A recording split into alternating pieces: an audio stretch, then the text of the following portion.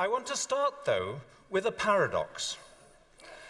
This shows you life expectancy against gross national income, how rich countries are on average.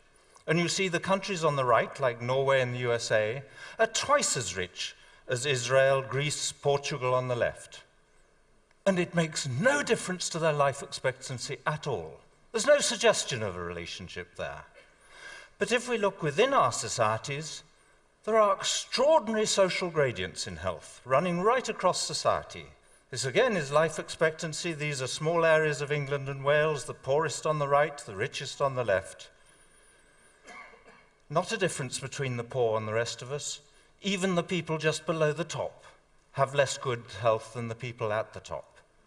So income means something very important within our societies and nothing between them. The explanation of that paradox is that within our societies we're looking at relative income or social position, social status, where we are in relation to each other and the size of the gaps between us. And as soon as you've got that idea, you should immediately wonder, what happens if we widen the differences or compress them, make the income differences bigger or smaller? And that's what I'm going to show you. I'm not using any hypothetical data. I'm taking data from the UN, it's the same as the World Bank has, on the scale of income differences in these rich developed market democracies. The measure we've used, just because it's easy to understand and you can download it, is how much richer the top 20% than the bottom 20% in each country. And you see in the more equal countries, on the left, Japan, Finland, Norway, Sweden, the top 20% are about 3.5, 4 times as rich as the bottom 20%. But at the more unequal end, UK, Portugal, USA, Singapore, the differences are twice as big. On that measure, we are twice as unequal as some of the other successful market democracies. Now I'm going to show you what that does to our societies. We collected data on problems with social gradients, the kind of problems that are more common at the bottom of the social ladder. Internationally comparable data on life expectancy, on kids' maths and literacy scores, on infant mortality rates, homicide rates, proportion of the population in prison, teenage birth rates, levels of trust, obesity, mental illness, which in the standard diagnostic classification includes drug and alcohol addiction, and social mobility. We put them here all in one index. They're all weighted equally. Where a country is sort of average score on these things. And there you see it in relation to the measure of inequality I've just shown you, which I shall use over and over again in the data. The more unequal countries doing worse on all these kinds of social problems. It's an extraordinarily close correlation. But if you look at that same index of health and social problems in relation to GNP per capita, gross national income, there's nothing there. No correlation anymore. We were a little bit worried that people might think we'd been choosing problems to suit our argument and just manufactured this evidence. So we also looked we did a paper in the British Medical Journal on the UNICEF Index of Child Wellbeing. It has 40 different components put together by other people. It contains whether kids can talk to their parents, whether they have books at home, what immunization rates are like, whether there's bullying at school. Everything goes into it. Here it is in relation to that same measure of inequality. Kids doing worse in the more unequal societies, highly significant relationship. But once again, if you look at that measure of child well-being in relation to national income per person, there's no relationship, no suggestion of a relationship. What all the data I've shown you so far says is the same thing. The average well-being of our societies is not dependent any longer on national income and economic growth. That's very important in poorer countries, but not in the rich developed world. But the differences between us and where we are in relation to each other now matter very much. I'm going to show you some of the separate bits of our index.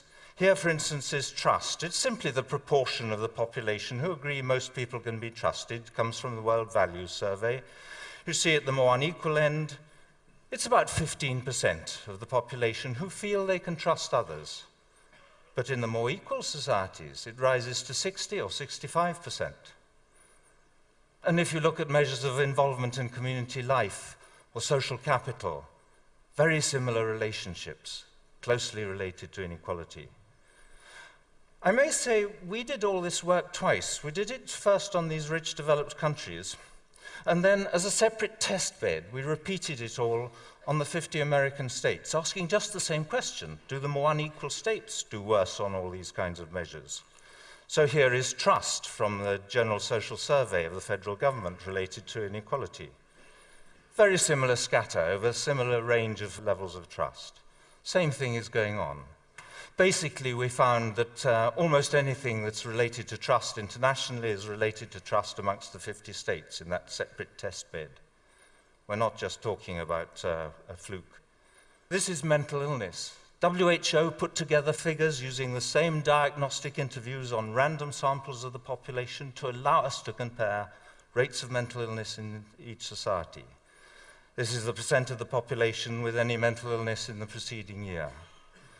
And it goes from about 8% up to 3 times that. Whole societies with 3 times the level of mental illness of others.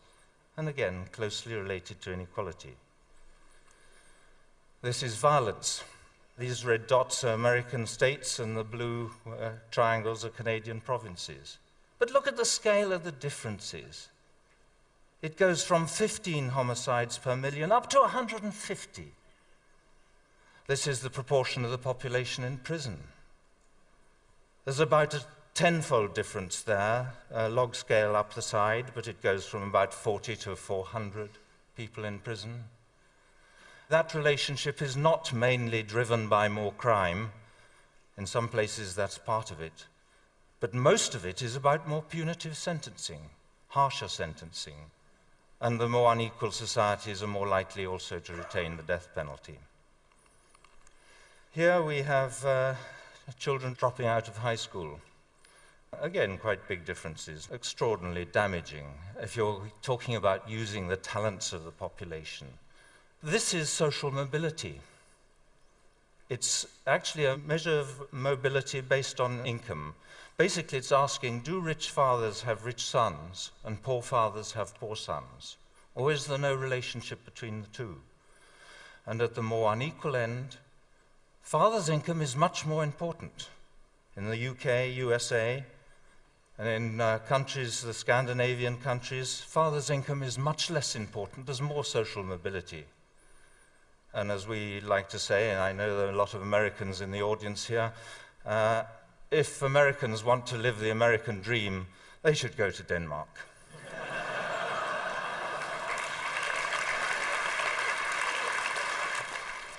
I've shown you just a few things in italics here. I could have shown you a number of other problems. They're all problems that tend to be more common at the bottom of the social gradient.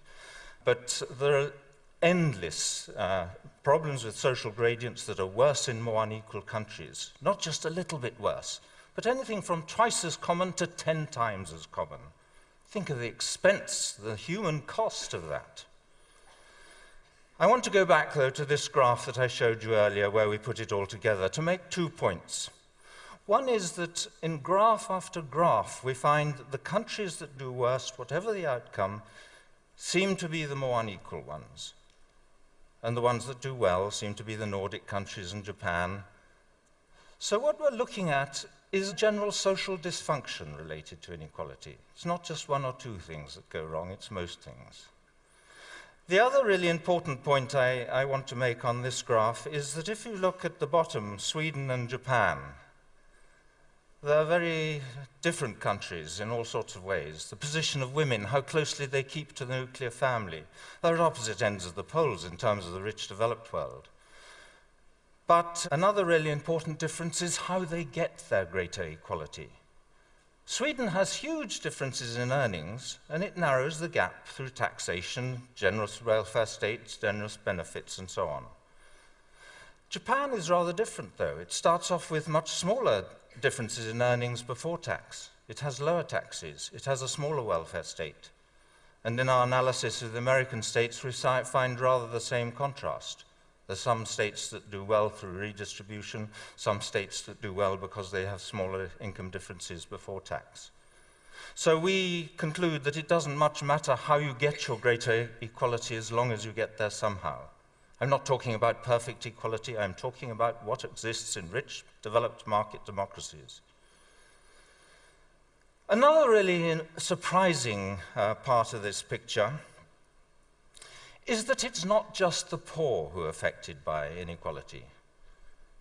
There seems to be some truth in John Donne's "No Man is an Island." In a number of studies, it's possible to compare how people do in more and less equal countries at each level in the social hierarchy. This is just one example. It's infant mortality. Some Swedes very kindly classified a lot of their infant deaths according to the British Registrar General's socioeconomic classification. And so it's anachronistically a classification by father's occupation, so single parents go on their own. But then the low, where it says low social class, that's unskilled manual occupations. It goes through towards the skilled manual occupations in the middle, then the junior non-manual, going up the high to the professional occupations, doctors, lawyers, directors of larger companies. You see there that Sweden does better than Britain all the way across the social hierarchy. The biggest difference is at the bottom of society, but even at the top, there seems to be a small benefit to being in a more equal society. We show that on about 5 different sets of data covering educational outcomes and health in the United States and internationally. And that seems to be the general picture, that greater equality makes most difference at the bottom, but has some benefit even at the top. But I should say a few words about what's going on. I think I'm looking and talking about the psychosocial effects of inequality, more to do with feelings of superiority and inferiority, of being valued and devalued, respected and disrespected. And of course, those feelings of the status competition that comes out of that drives the consumerism in our society. It also leads to status insecurity. We worry more about how we're judged and seen by others, whether we're regarded as attractive, clever, all that kind of thing. The social evaluative judgments increase, the fear of those social evaluative judgments. Interestingly, some parallel work going on in social psychology. Some people reviewed 208 different studies in which volunteers had been invited into a psychological laboratory and had their stress hormones, their responses to doing stressful tasks measured. And in the review, what they were interested in seeing is what kind of stressors most reliably raise levels of cortisol, the central stress hormone. And the conclusion was it was tasks that included social evaluative threat, threats to self-esteem or social status in which others can negatively judge your performance. Those kind of stressors have a very particular effect on the physiology of stress. Now, we have been criticized. Of course, there are people who dislike this stuff and people who find it very surprising. I should tell you, though, that when people criticize us for picking and choosing data, we never pick and choose data. We have an absolute rule that if our data source has data for one of the countries we're looking at, it goes into the analysis. Our data source decides whether it's reliable data. We don't. Otherwise, that would introduce bias. What about other countries? There are 200 studies of health in relation to income inequality in the academic peer-reviewed journals. This isn't confined to these countries here, providing a very simple demonstration of the same countries, the same measure of inequality, one problem after another. Why don't we control for other factors? Well, we've shown you that GNP per capita doesn't make any difference. And of course, others using more sophisticated methods in the literature have controlled for poverty and education and so on.